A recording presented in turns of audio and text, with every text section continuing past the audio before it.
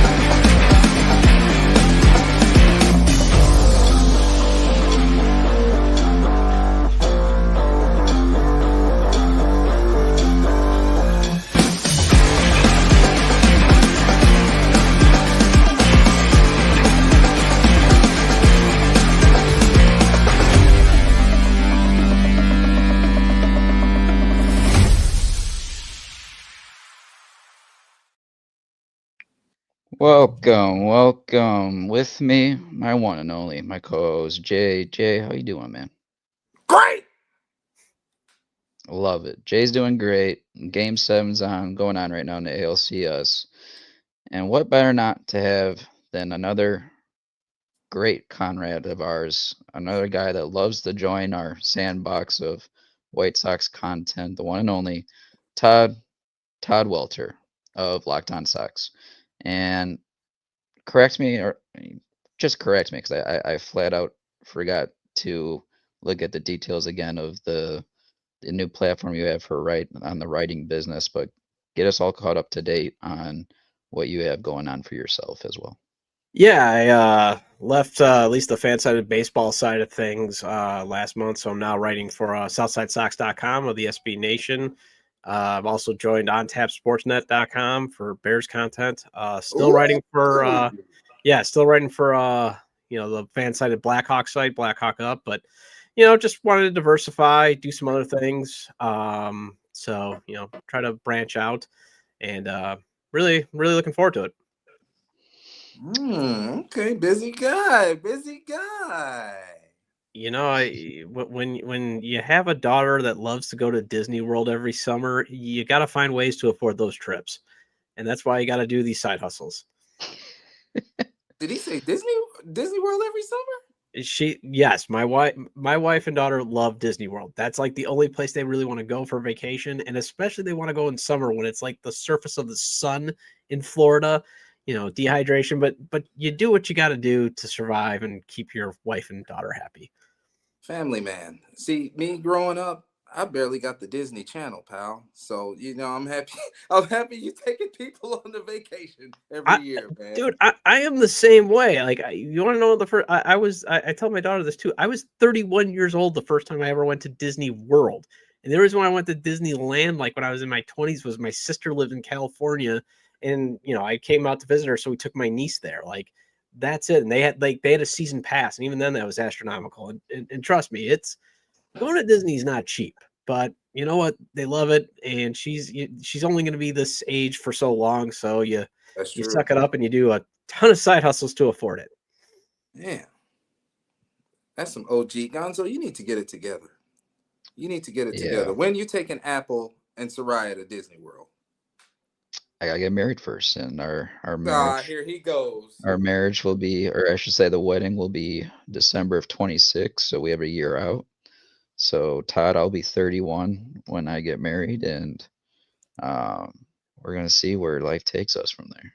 So the honeymoon, that's where we went on our honeymoon. It's actually an underrated honeymoon spot. Just a suggestion. It is an underrated honeymoon spot. Yeah, I told Soraya that we're gonna go to take 2 weeks of each of us will select our own destination. I'm still deciding where I want to go. I know she wants to go to Banff up in, I think that's Calgary area up there in Canada. I want to go somewhere tropical since she's choosing somewhere outdoorsy up north. So, but I'll keep everybody posted as we go along here. Todd, you actually had some interesting topics earlier today. I'm kind of jumping off of what you talked about. But let's just first begin with something nice and easy. What's your thoughts on Getz through his first 2 seasons so far? Well, I think you got to break it down into two sections. I think you got to break it down to when he was pretty much trying to deliver on turning things around quickly and realizing that wasn't going to happen, just like the owner thought. And I think he tried to walk a very thin line by saying, well, let's just try some run prevention. Maybe run prevention will work. And then he constructed one of the worst rosters in the history of baseball. But I think that also he was able to leverage that into finally getting this organization to modernize. I mean, then he can walk into Jerry Reinsdorf's office and say, look, we do have to embrace, sabermetrics. We do have to embrace using technology to develop our players. We do have to do all these things to basically be a modern, successful franchise. And I think he's done a good job of at least implementing what I would say the easy stuff, convincing Jerry that they've got to make this investment, overhauling the international free agency. I know Marco Patti did the best work he could, and he could only sign so many guys, and then he's got to turn it over to the international, to turn it over to the player development, but it just wasn't working out. So a lot of things needed to be changed, and he's doing that. And he's brought a lot of adults in the room. I think he also, this year, mission accomplished. The objective was find a core that you can move forward with, see what was left over from previous drafts, previous trades. Could that work out? Could those guys work out, and could you move forward with it? And he did. And I think he did a good job of trading Garrett Crochet. I mean, we talked about it off the air, but you really didn't want to lose Garrett Crochet. But if you were going to trade him, make sure you get a haul, make sure you can get a timeline accelerating package. And they did. So I think 2024 GM Chris Getz was the sum of all our fears. 2025 GM Chris Getz, arrows pointed up. Yeah, I feel like I would definitely agree on at least the differences of the first 2 seasons. And really, I guess we'll back up a little bit, like with where you first began there. It was a tough time to transition, because that transition of, are we going to just do a rebuild, or are we going to retool, right? That transition started there with Cease, and I felt like they were even behind the ball on that transition, because that's the transition you probably should have started a year before then, right? Right, coming out of that, at least 22, coming off of that Cy Young season. Like, if you're going to go a rebuild route, you begin there where the value is that high, right, to make that trade. I mean, Cease and Luis Robert Jr. should have also been traded at that trade deadline when they basically sold everybody off. So, yeah, I'm willing to give. And now that, like, it's not 2024 GM Chris Getz isn't totally, he was kind of with one arm tied behind his back, because he had an owner that said, I want things turned around quickly. So then he has to trade Dylan Cease for basically two guys with high floors, low ceilings. I mean, I like Drew Thorpe. I think he's got a chance to be a really great, pretty good pitcher.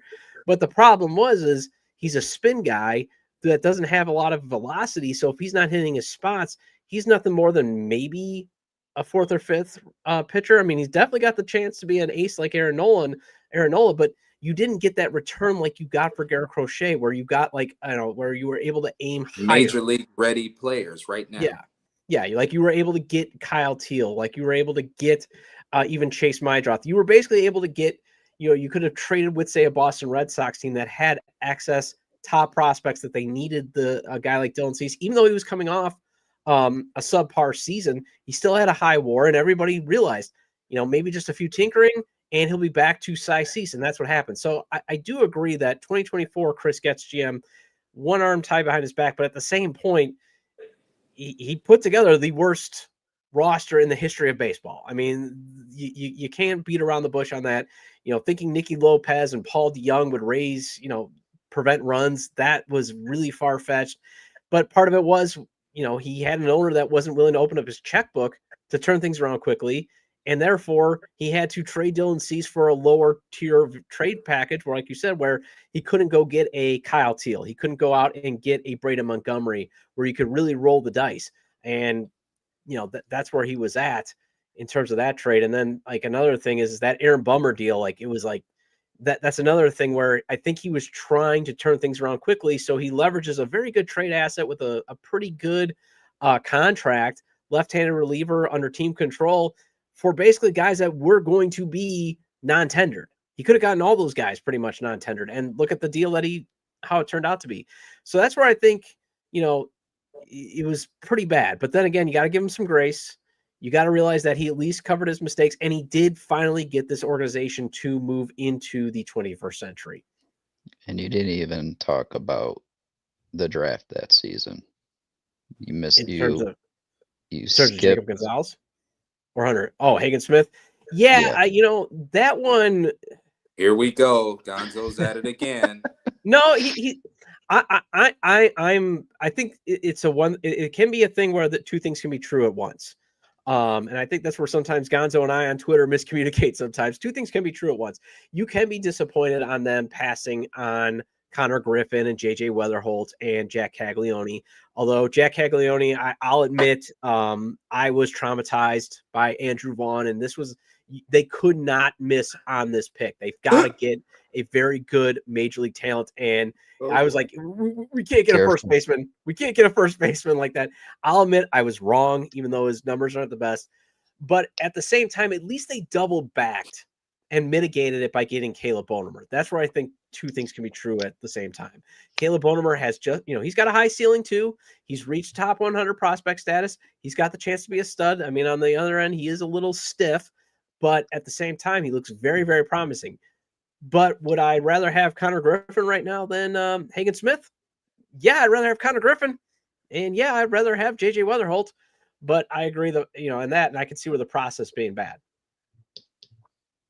Because when you begin that rebuild with Cease, at that point, it's trading all assets, accumulating trading assets and accumulating value at the same pace as you can.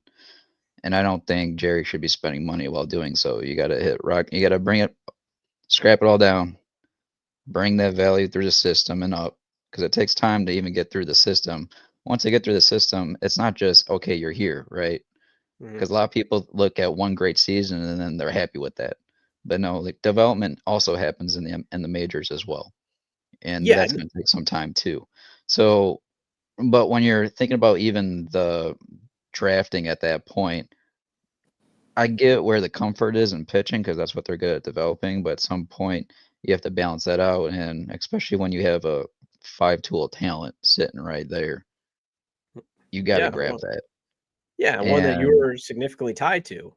I mean, they were talking about it was Weatherholt. There was potentially Connor Griffin. And now those are 2 top 5 prospects according to MLB Pipeline. Now, sometimes they can overrate some guys. We know that.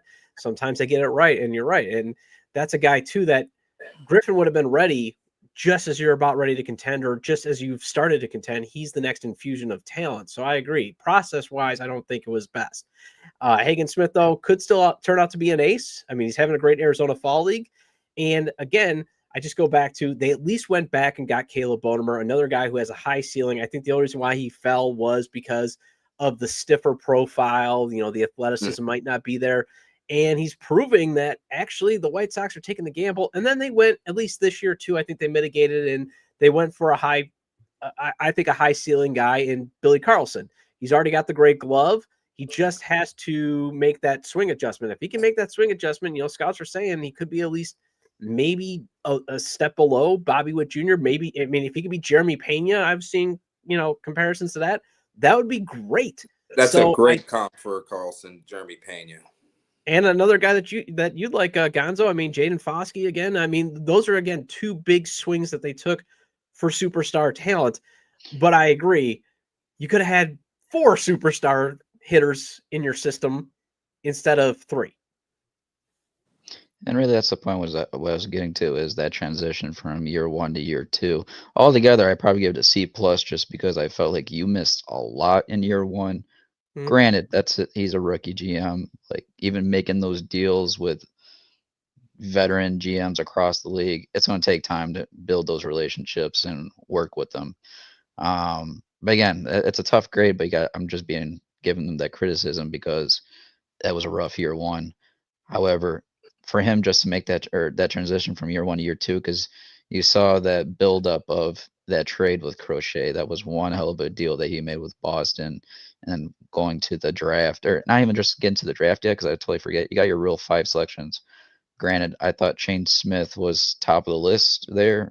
I thought that going into that selection, but even a guy like Vassell, with that next selection, to get 2 Rule 5 guys, hell of a job. And then you go into that draft and you get probably the best combo duo of prep hitters with the first and second round selections, with, like you said, with Carlson and Foskett. Jaden. Yeah. Sorry, I'm blanking out right now. I'm tired. But I'm tired of you too. I know. But that's a hell of a transition between those 2 seasons and the ideology. And then just even take a step further to totally wipe out the front office, overturn it. And it looks like it's making a drastic difference from front offices that we've seen in the past. Yeah. Go ahead, let you take it away. Yeah, and I think a C is a fair grade, actually. I mean, I know some people might not agree, but I think this is a fair grade over 2 years. Is, again, the first year and going back to process, it was more of mandated, hey, we got to turn things around quickly. Well, it wasn't going to be turned around quickly, not with the lack of spending on that. So he learns from his mistakes. None of that, like, he does end up, I mean, time turned out to be really well to him in terms of that Miguel Vargas trade. I remember just absolutely panning that trade, and I still think process wise it was a bad trade, but overall, I mean, now it's looking like, again, the White Sox finished second in that trade, and I'd rather finish second than finishing dead last like I was looking at the time. But then, yeah, you're right, they do the transition, and yes, they really maximize that Rule of 5 pick, because that was the only number 1 pick that they were going to get because of the new CBA rules. So they were, going to be 10th pick. So they maximized actually their 2 assets to acquire really good talent. And then they take advantage of the Rays making a talent evaluation mistake. I mean, that's basically what happened with Mike Vassell. They determined that he can't make the team out of spring training, put him on waivers. They just pounce on it. And not that, like, think about this too. For Shane Smith, really the hope was maybe you could stash him as a long reliever this year. And then obviously the injuries and and he did earn the right to be a starter. I know they were going to give him a chance to compete for a starting position, but he earns the right to be a starter. But then he turns out to be your all-star pitcher. I mean, that's getting a huge thing. And then the guy that, again, you were hoping he would just be a long reliever. The other Rule 5 guy that you add does turn out to be one of your best relievers. I mean, that's really maximizing it. And not that, for Mike Vassell, I know the FIP and the ERA didn't handle up, but there were some issues where it's like, if just a few things get corrected, his FIP is going to come down and it'll match up with the ERA. I mean, now you can move forward, and that's why you do get excited. Yeah, I mean, honestly, I used to love when Vassell used to come in the game, because that lets me know that Will Venable is trying to win the game. Now, before we even started recording, we were talking about leverage. Like, you got what we squeezed out of Mike Vassell in a situation to where he doesn't have reliever help in his situation. When he's coming in, it's your job, period. And I think he did an outstanding job, especially with Venable using him for multiple innings, throwing the pitch count out the door. You're getting outs in an efficient way. Come on, we're going to run it back the next inning. Like, that's huge for a guy that you didn't even expect to be on your team. Yeah, I mean, I think he threw the most innings out of relief. I mean, they just used him in everything, and they were using him as a closer. They were using him as a setup man. They were using him. Well, technically, they don't have a closer setup. Like, yeah, everything. Opener, long reliever, getting innings. Try to save the bullpen. I mean, the thing is, and we were talking about that. What Mike Vassell represents is more of what the White Sox are going to need in this bullpen. Because the other thing that I think Chris Getz deserves credit for is he already identified the right manager, not only for this rebuild, but hopefully to transition into being competitiveness. This wasn't like hiring Matt Eberflus like the Chicago Bears did to, get them through a rebuild and then all of a sudden you get the number 1 pick. This was getting a guy that can help you, start to establish winning culture and then hopefully get you to be competitive. And the thing is, when it comes to Venable's philosophy of, managing a bullpen, he believes in more leverage situations than straight up rolls. So your best pitcher may be coming out in the 6th and the 7th inning, as we're talking about. But again, for this to work, then you're going to need like 6 closers. You're going to need guys that can get those high leverage outs. And that was the problem that they had all year long, was a lot of these guys were either inconsistent in getting the high leverage outs, or they just weren't capable of getting high leverage outs. Mm-hmm. And I took a peek at the upcoming free agents, and I was looking at names like Pierce Johnson. We talked about Kyle Finnegan. Those are guys that you could just throw right into this situation where Will can ask you, I need you from the 6th to maybe the 10th inning to get me some outs. And those are the type of guys to do it. And Yeah. we were talking about like 1-year deals. Sorry not to cut you off, but those guys are perfect for that type of situation. Yeah, I sorry, I almost cut you off there. Yeah, I mean, I definitely think they need to add at least 2 or 3 bullpen pieces.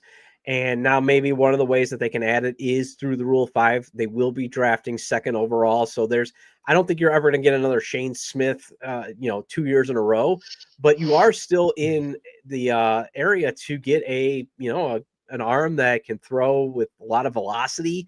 That a team just, it came down to, think about this. The Brewers, it came down to Chad Patrick and Shane Smith. There are other organizations that are going to probably have those types of situations where it's going to come down to 2 talented prospects. They got to keep one of them. So you're in a position to pounce on that, but they've got to definitely add, like you said, I would say 1-year deals, because I never want to see them ever spend as much money as they did during during the last rebuild, where they took the limited money, because I know, Junior used to say that they did spend money. They just didn't spend it wisely. It was very limited. They spent too much of it on the bullpen, didn't have enough for second base or right field. So I never want to see that again. But I do want them to make an exception. And there is going to be some money to spend. People think that they're not going to be spending money. Again, if the budget is, say, $82 to $87 million, I think if you look at it in terms of what they have committed, they're going to have still $25 million to spend to reach that budget. Yeah, I don't think that. I think after the strike, I think that's when Jerry's going to open up the books with Justin. I just don't think it'll be, prior to that. Yeah, I'm not talking about a major spending spree. I'm talking about that they'll have some money to sign some guys on 1-year deals. That I want to be clear on. They should have enough money to hopefully go and get a few better bullpen arms than what they did. Yeah. Like, I would like to see them sign somebody better than Bryce Wilson. I'd like to see them not have Cam Bouger be their top acquisition. Oh, I'm going to be sick. I do want to get to that, but before I get to the free agency part of this, I want to know, Todd, what do you want to see Getz and company target in their next selection of coordinators with the hitting and pitching side? Have you talked about anybody ideally that you think could be targets? Yeah, I mean, I went over Jordan Lazowski on Sox on 35th, has a great piece out. I think he outlines a lot of those guys that they could go get. I think it's Donnie Eckler, the Texas Rangers former offensive coordinator or whatever. I think he would fit in.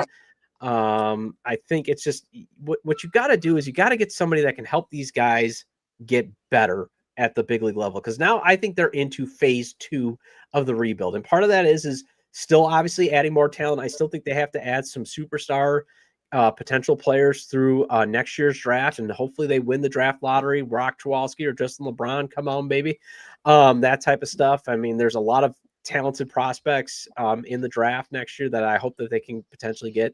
But the next stage, though, is this internal improvement, making sure guys don't stagnate, making sure guys don't regress. Let's move forward.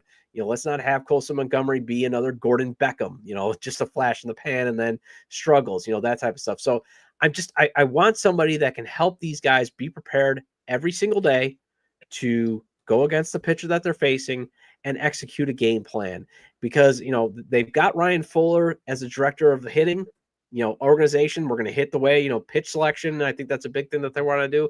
Now you just need somebody at the big league level that can help execute what Ryan Fuller wants the team to do, what Will Venable wants to see the team do, which is obviously hit fastballs better. But then again, can you can you help make sure that there's no stagnation or regression? And again, the Texas Rangers, I had a couple of names that I know Jordan threw out, and I just brought it off the top of my head. The Minnesota Twins hitting coach, I know he worked with Fuller. If he's going to be available, I think he could work out. Although, again, everybody saw how the Orioles faded in 2024. But just basically just get somebody that can make these guys get better as they go along and hit home runs. How about that? Let's hit some home runs, guys. I don't know about you. Yeah, that was a question I was hoping OJ would be here tonight, but I know he's overseas, so just a bummer because I know he might have some insight on it. But at the end of the day, I think I saw, I think it was Foul Territory put a reel talking to Carlos Beltran about his time as a coach with the Mets recently, but he said that organizations run into a problem when they put too many coordinators together. So like if you do have a Fuller plus another guy, like the butting of the heads that could be of that is something to watch out for. That's why I'm kind of curious to see, you know, who are the personalities they're going to put in that room. Because you don't want one too many in that room, you know, talking different philosophy together. So I'm definitely curious to see, again, who's on both sides of it, who's going to be, because you got Fuller and Bannister, you know, at the helm of this right now. So I'm going to be curious to see who's tag teaming this with them. I think that's my favorite part of the Getz regime is that they brought guys that I've literally used on MVP Baseball 2000. Like, I remember using Brian Bannister on video games, one of the best changeups in PlayStation history, trust me. And I don't even have to touch the game sliders. Like, the name Barfield speaks for itself, okay? And we're talking about complete baseball talent with Barfield. Now, I just feel like at this point, you said we're in stage 2.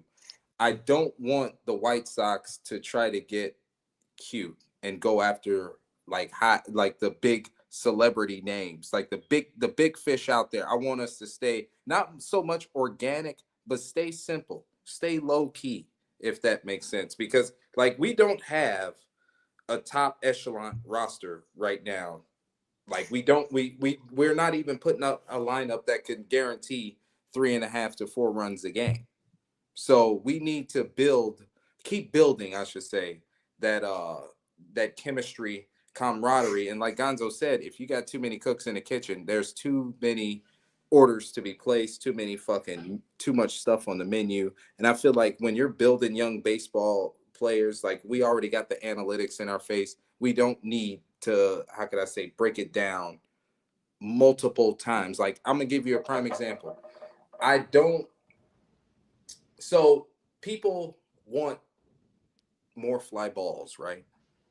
I don't like that when we don't have home run hitters. I want people to stay up the middle of the field, hit that 102 mile per hour ground ball right to the left of shortstop, right to the right of the second baseman.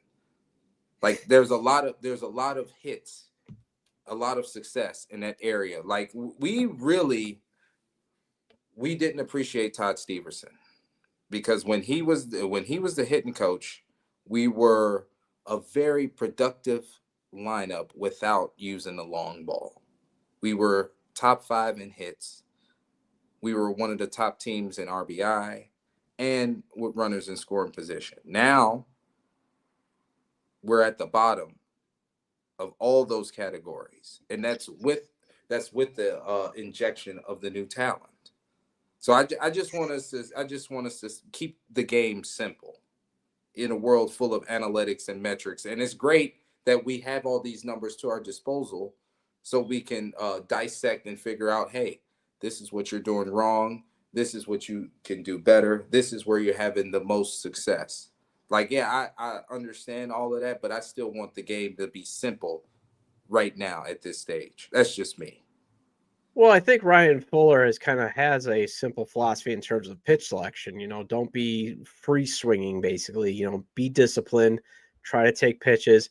I think also comes down to roster construction. I mean, right now, you're right. The White Sox don't have the power hitters right now, but they should. I know Steve Stone has been advocating that for years, and I agree. I mean, when you look at the best White Sox lineups of all time, 200 plus home runs. Yeah. And that at the most successful seasons that you've had at Wright Field, 1993, they hit a lot of home runs. They had some more bat to ball skill guys, but still, you had Frank Thomas, Ron Ventura crushing home runs. 2000, that's all they did was pretty much hit home runs. Magglio Ordonez, Frank Thomas, Carlos Lee, Jose Valentin, Paul Konerko. You get hot in here. You get hot. 2000, yeah. 2005. I mean, everybody talks about the small ball, and Junior would be here. He'd say the same thing. Yeah, they played smart ball. It was smart ball, but they hit a lot of home runs that year. Paul Konerko hit 40 bombs that year. I mean, that's the thing. You should be in 2008. Something happened though. I think after the 2008 season when they just didn't make it in the playoffs because that's all they did was hit home runs, where they've just turned into this trying to be more of this bat to ball team, and it's like that should be the complementary part of your lineup. You should have some bat to ball skill guys that can run the bases. Because again, if you look back at the 2005 roster construction, you had some guys that ran the base as well, bat to ball skill guys that got on base, but you had guys that could crush the ball. That's the thing. So what you also want to see with those guys, maybe the bat to ball on the evolution is, because we're valuing now more OPS, is can you hit balls to the gaps better? Brooks Baldwin, for example, was starting to show, can he, and maybe he can do that more consistently. Can he hit the ball, pull side to the left, to right a little bit more over the heads of hitters or fielders? Can he hit it to the gaps? I think that's what we want to see more. Can you get into the gaps? Can you get more doubles? Can you get more chances in running and scoring position? And if not, can you go first to third? That type of stuff. I think that's what I want to see more of out of this team and that type of stuff. So when it comes to the hitting coach, I think the hitting coach kind of gets a little bit overrated, especially now with what they have, because they've got Ryan Fuller now in charge of how hitting should be done in the entire organization. And I think that's so critical to have, that everybody should be hitting the same way at rookie ball to the major leagues, because that helps for development. And then you just got to have that added little ingredient, that guy that can make sure that they're prepared to play the game in front of them that day. And then, yes, if Ryan Fuller's not available to come into Chicago to do a swing session, that guy is there. And on that, if Ryan Fuller recommends something that's not working, that guy should recommend something. And then, yes, make sure that these guys are able to hit fastballs. Because I know I fully agree with Will Venable. You got to be able to hit fastballs in today's day and age, because that's what pretty much every pitcher is pumping right now. They're pumping velocity. You got to figure out how to hit it. Yeah. Pumping velocity with movement. Yeah. And you got to be able to hit it. And the only thing I will say is, I would like to find somebody, though, to speak to your point, Jay, though, keeping things simple. Somebody's got to find a way to keep things simple for Luis Robert Jr. and make sure he doesn't get out by pitching down and in, pitching down and away, because that's all they're doing to get him out. Like the lower third of the zone, glove side for a right-handed pitcher against Luis Robert. Like, he has no shot. Yep. He has no shot.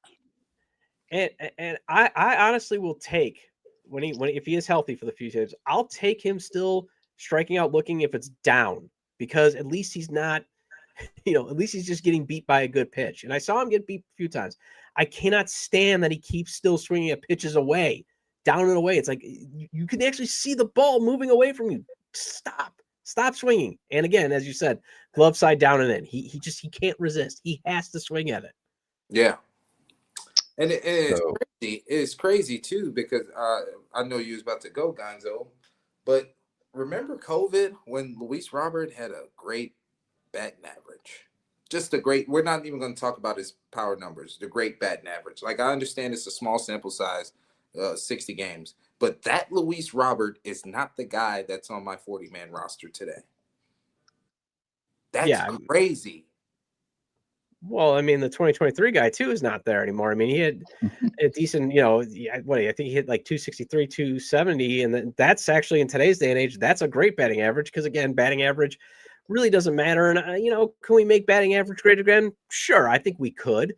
But I've always believed that where batting average should matter the most, runners in scoring position. I don't care if you get me a hit or a home run with runners in scoring position. I just need something to be done that isn't an out. So that type of thing. But you're right. I mean, he's not that guy. I don't know if he'll ever be that guy again. And the only reason why he's still on this team is because Chris Getz is for some reason chasing this white whale trade package that will never happen. It's not going to happen. I don't see any team giving him what he's looking for. I just don't, because I think they have this view that he's always going to be hurt. He's always going to be inconsistent. And that's just how they're always going to view him. That's just how he is. He's only valuable to the White Sox. Damn.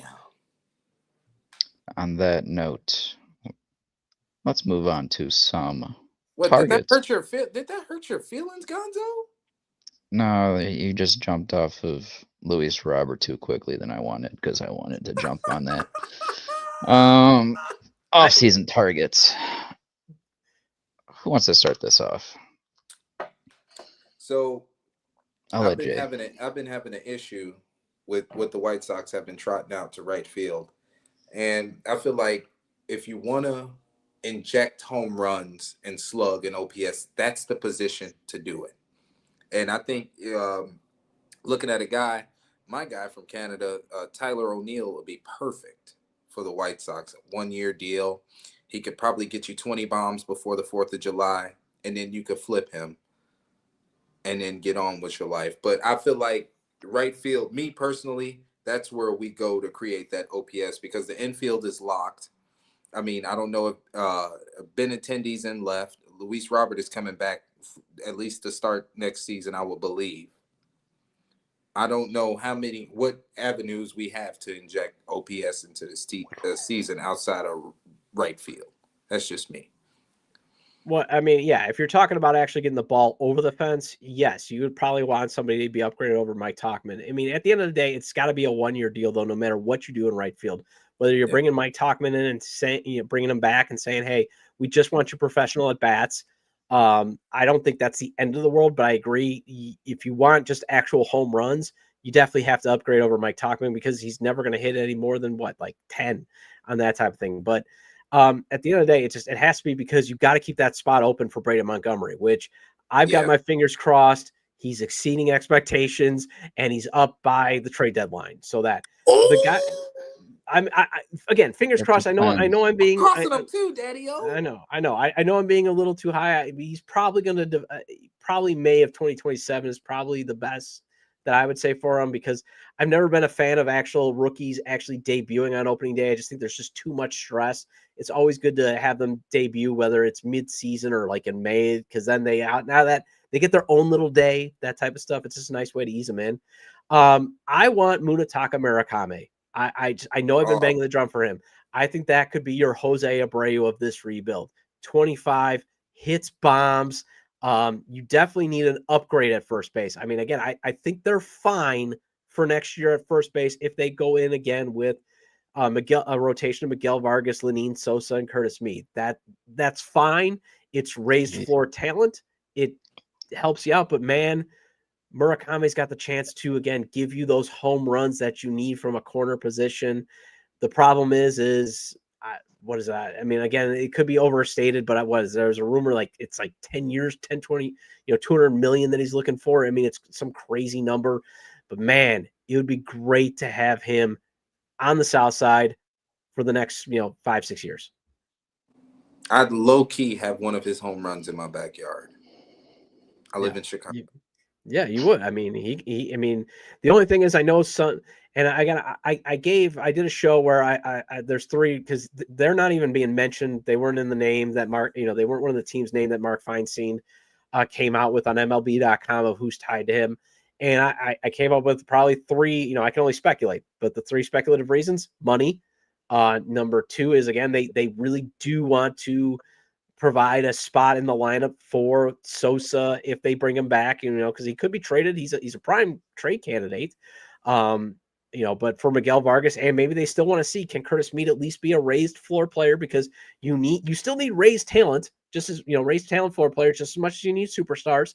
But the third thing is maybe they did look at him and say, you know what, there is a hole in the swing. There are some scouts out there that are skeptical that'll be able to make the transition. And if you're going to be putting up a lot of money, the one thing about spending that we all forget about is if you spend it wrongly, then you've got a bad contract on the book for how long, that type of stuff. So it's just a fine line, but man, I just think he could be this Jose Abreu, this rebuild's version of Jose Abreu. Jose Abreu. I don't know about you, Gonzo. What are you looking for? Yeah, there's several things you touched on that I want to jump on here. I know I told you earlier, I don't see a budget being spent. Honestly, the first thing I would have done was given Kyle Teal an extension. That would have been the first thing I would have done. But from there, because that's probably about like a 8-year, $70 million deal. If you looked at what the Red Sox gave Christian Campbell, that's the ballpark of it. Well, if you look at what, sorry to interrupt, but I mean, look at Mhm. what the Orioles gave Basallo. They gave him what I think Mhm. 8 years, 67. So yeah, if you're Kyle Teal, you're definitely looking for at least Yep. 70 to 75 million. Exactly. I think there is an exception there. When it comes to free agents, I'm only overspending if it's a talent that shouldn't be there on the market, right? For me, that would have been Justin said right field. That's exactly where the talent is. It's Kyle Tucker. So if you want to be Justin Man, and if you don't, if you want to sign that talent, it's right there in right field for you. Um, that's where I would spend that money, put him there. I'm not sure if you saw it, Todd, but they actually had Braden Montgomery in center field lately, down there in Double A. So if you want to actually see how things are kind of being put in the atmosphere, you got Braden already playing both right and center. So, and again, that could probably push Jaden out to left field, depending if he even makes it at that point. But that's where I would be spending big money. But if we're just being realistic, I'll come back to center field. Because me, I'm done with the Robert experiment. You know, that might be a sign and oh, trade. I can tell. That might be a sign and trade kind of deal. And if that's the case, I'm signing Cody Bellinger and going center field, spending the extra money that we would be spending on Luis to Cody. And let's just say guys come up like, you know, Braden and Jaden down the road. Well, Cody can play first base at the end of the day as well. So he can play both center What and about first Miguel base. Vargas? Yeah, we saw his ceiling this past season. Miguel So- Vargas is a solid third baseman. But again, if you can upgrade over Miguel Vargas, and again, I love Miguel Vargas. Actually, Mhm. I've come to love him. I really respect a guy who puts in the work to save his career, because his career was going, like, it was definitely going in a direction where he was in Andrew Vaughn territory, where I was like, you got to move on from this guy. He's not going to salvage himself. And he really put in the work. He trusted the coaching staff. You know, he actually listened to the White Sox and said, okay, this is what I got to do. I'm going to do it. But we saw, I think, what he is. He's a nice raised floor player. I think you can, I actually think he's better defensively at first base than third base, because I saw him make some nice natural plays at first base. But you want more power, and I don't see him hitting 25 to 30 home runs. I see him hitting 15 to 20. I think he is what he is. So I agree. I like, though, this is what I like what both you guys are doing. And this is where, and I talked with White Sox Dave on this on an episode of Locked On Sox, that that's kind of what this offseason will be a little bit frustrating. I like that you guys are thinking about shortcuts to getting back to being competitive. I'm with you. I love Kyle Schwarber. I love Pete Alonso. But, and these are guys that too, like, if you're just asking him, like Cody Bellinger, just hit me home runs, hit me doubles to the gaps, give me that stuff. Like, this is what we're all thinking. Just, we don't need the guy to complete the rebuild. We just want to get better, and that can help us in the rebuild. But you know what? They're not going to do it, because again, Kyle Schwarber, perfect left-handed bat for right field, and I think his contract would age well, because all you're asking him to do is DH for the rest of his life. Just give me 4 at bats. He could be a better Adam Dunn than Adam Dunn was for the White Sox. Yeah. And you could live with that. But they're not going to even come. They're not even going to pick up the phone. That's going to be the frustrating thing. Pete Alonso is another thing.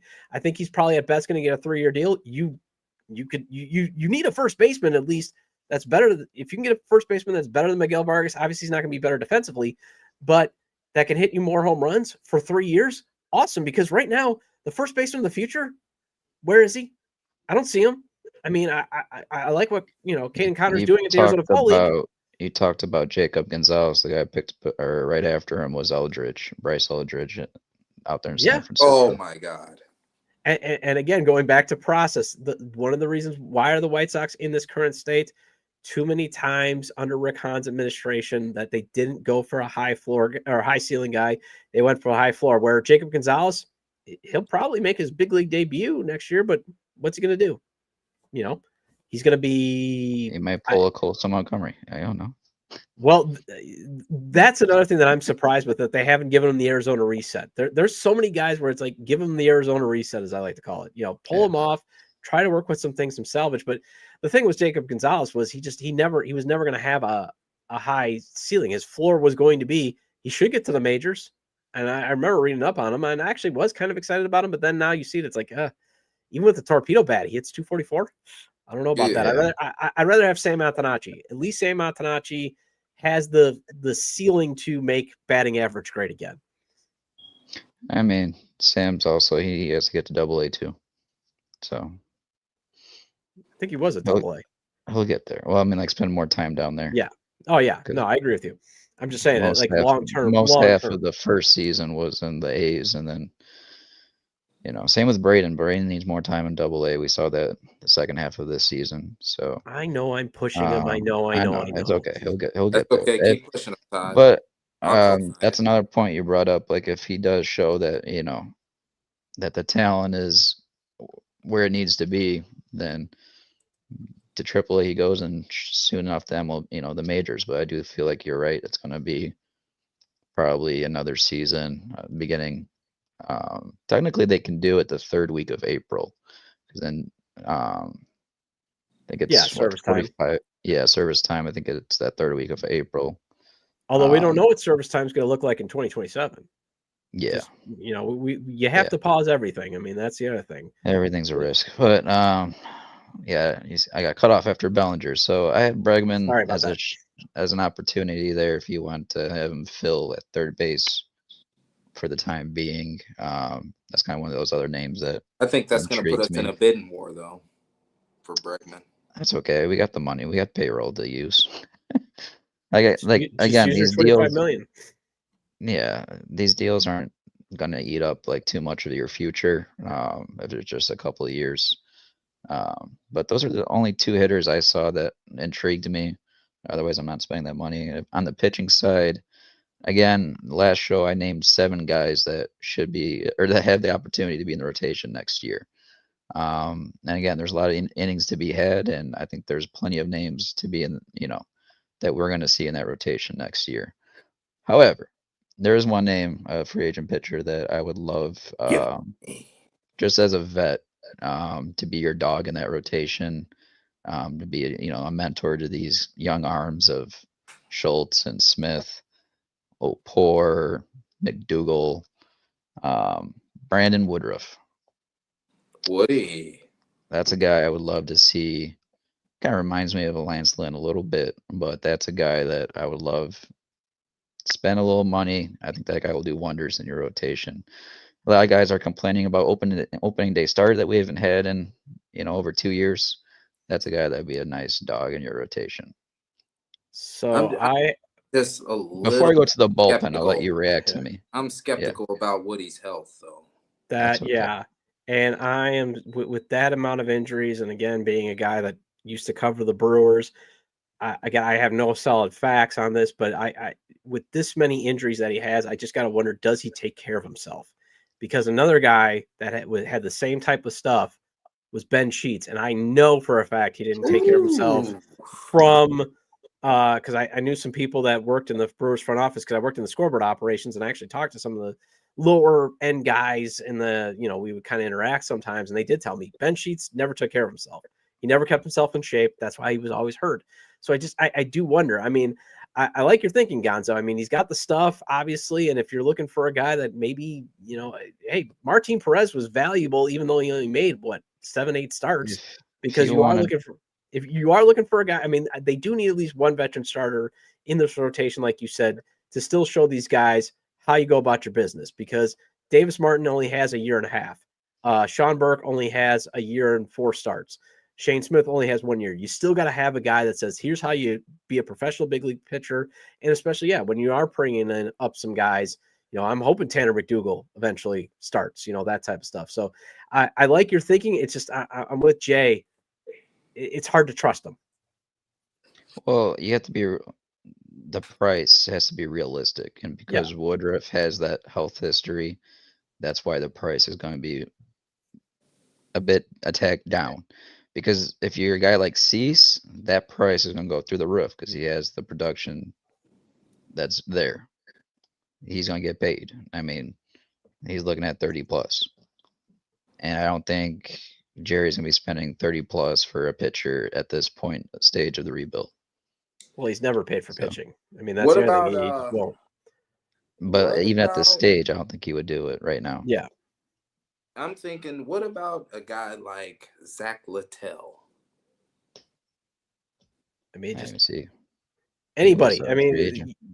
they need a veteran, and that again, like I've said too. Like again, guys, I like where you're going. I think you're on the right path. They've got plenty of young arms, but a lot of these guys will be coming back off of Tommy John surgery. I think they need to add 2 veteran arms, and not that because they need the asset status. If these guys can perform, because they still need some trade assets. Because again, they need to be sellers again in 2026. I think we're all hoping that, hey, let's get to that 70 to 75 win mark. Let's avoid 100 losses once again.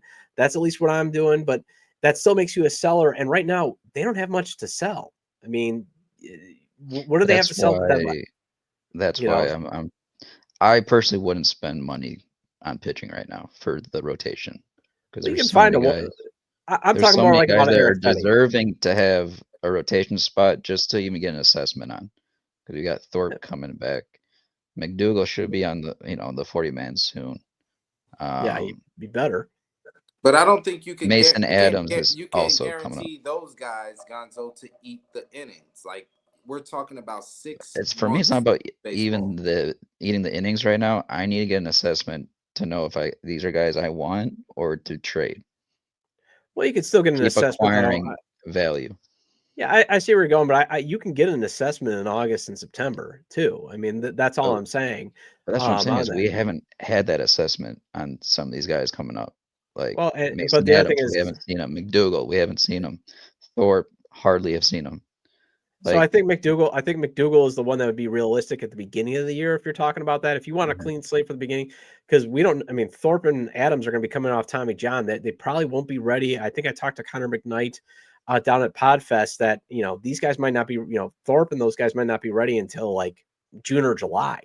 I was going to say for the Midsummer Classic. Yeah, so those are the guys that you might have to wait on. But again, if you want McDougal to have a clean slate and to have a shot, or Shane Murphy, yeah, I agree with you. I'm just also saying though, you need to sell some things at the trade deadline, and that's where if you spend a little bit on the bullpen, just on 1 year deals. That's the other thing. I'm not talking multi-year deals. I'm talking 1 year, and maybe a club option.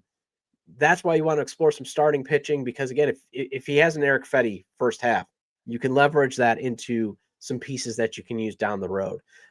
Kenny, that type of stuff. That's just more where I'm talking about.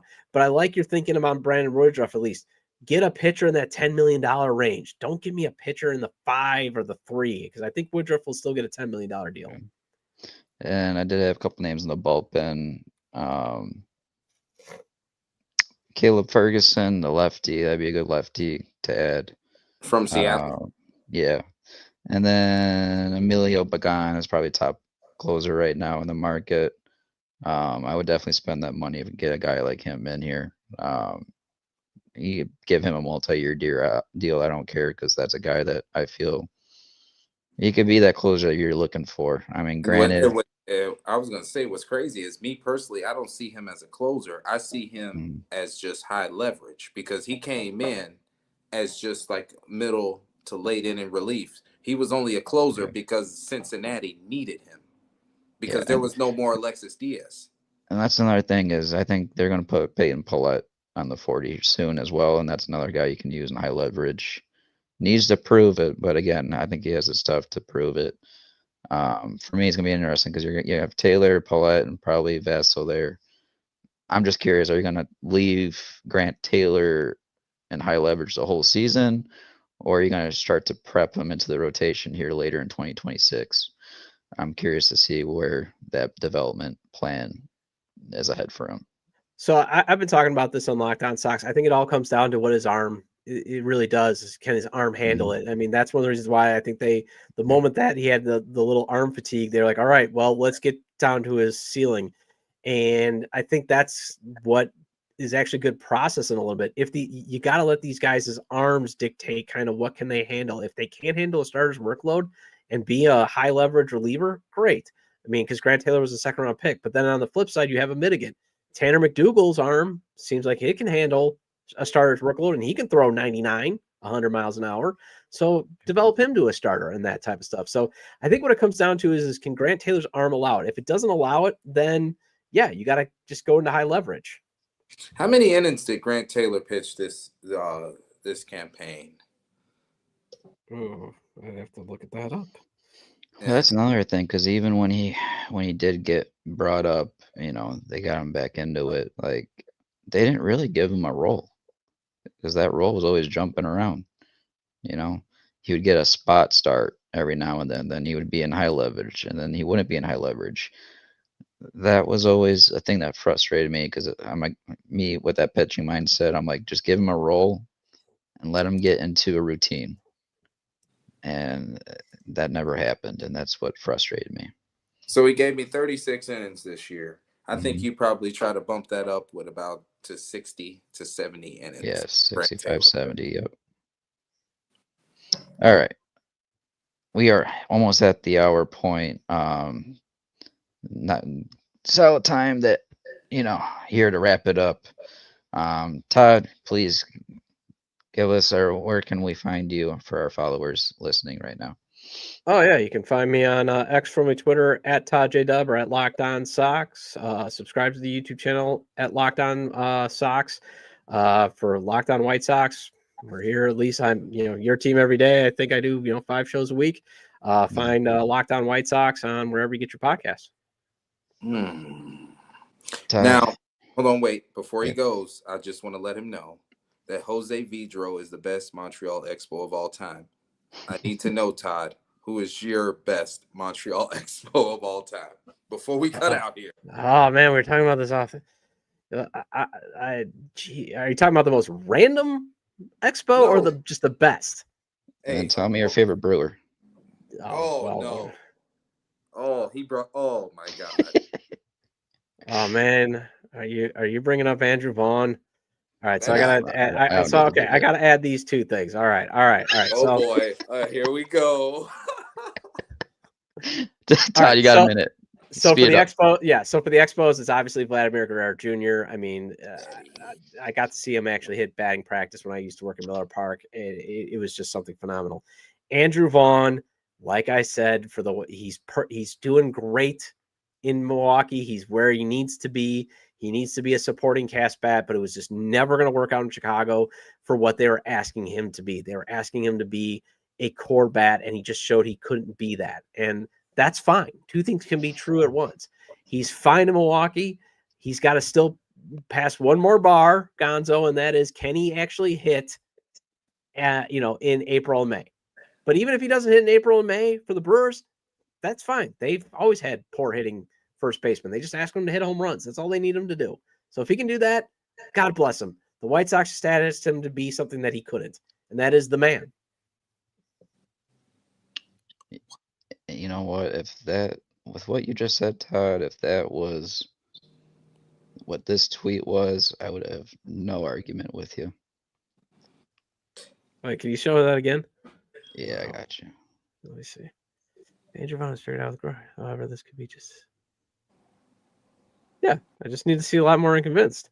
Because if you do look at him, you just had to tell me if his split stats are better in April and May, he'd be a plus hitter in the MLB. Yeah, but it was never going to happen. And I think part of that if you look at his 2021 and his 2022, when he was asked to just be a supporting cast player, he thrived. I mean, you saw in 2022, hit 270. It's when they cleared out Jose Abreu, when they asked him to be more of a focal point in the lineup, that's where he didn't. And then those April and May, swoons just really killed. I mean, we know those seasons weren't going anywhere, but they really killed the seasons. Like, put them in the possession, where you're going to lose 100 games. And obviously there was a lot more of the reasons they're going to lose 100 games, but it was on the scroll. So that's where he's back now to just being a supporting bat. And if he's a supporting bat, and even if he does have a swoon in, a drought in April and May, the Brewers can live with that. They've got way more bats. They've got way other guys. So that's why, if he thrives, awesome, great, good for him. It was never going to work in Chicago. It just wasn't. It was bad process when they drafted him to begin with. So I wouldn't say it was the wrong pick, but they totally botched the whole Jose Abreu situation.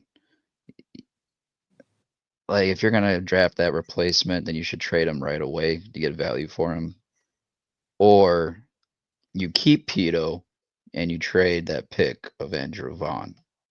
right after Or the you have draft. Andrew Vaughn play right field in the minors a little bit before you actually have him play in the major leagues while you're contending. You know, There so was maybe he can actually COVID. do that. The I know. pandemic was going on, so there wasn't. But there were teams wanting him right away. Cough, cough. Oakland A's twice, back-to-back years. Balloons are going off. That means we got to wrap, guys. But Todd, thank you for You did coming this to on with yourself. us. You were awesome. We're gonna have you again. Yeah, I really like later it. in the off season. As we get closer to spring training, we have to have you on just so we can talk the shit again. All right. But that being said, Todd said it best. Andrew wasn't meant to be here in Chicago. Thank you for watching The Blackout.